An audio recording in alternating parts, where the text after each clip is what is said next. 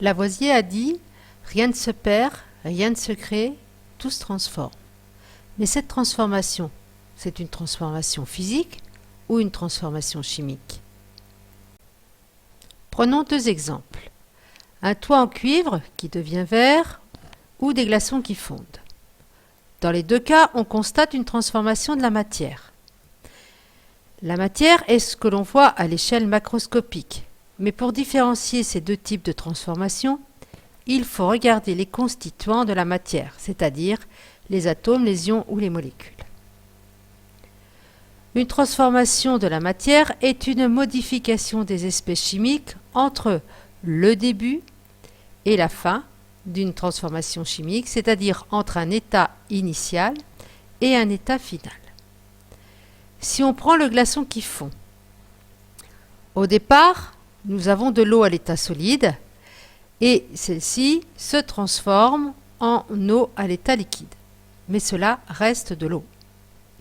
Il n'y a simplement que l'état physique des espèces chimiques qui a changé.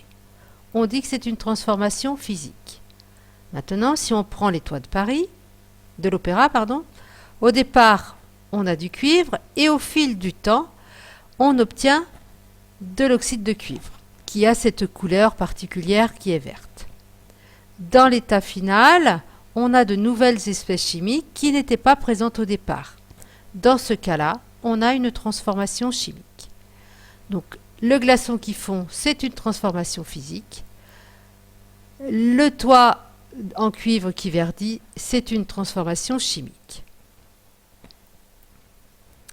Pour résumer, une transformation physique verra seulement une modification de l'état physique des espèces, alors qu'une transformation chimique verra l'apparition de nouvelles espèces dans l'état final.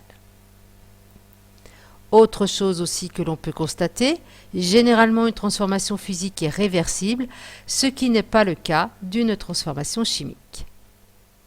Voilà, vous avez maintenant toutes les informations pour répondre au QCM.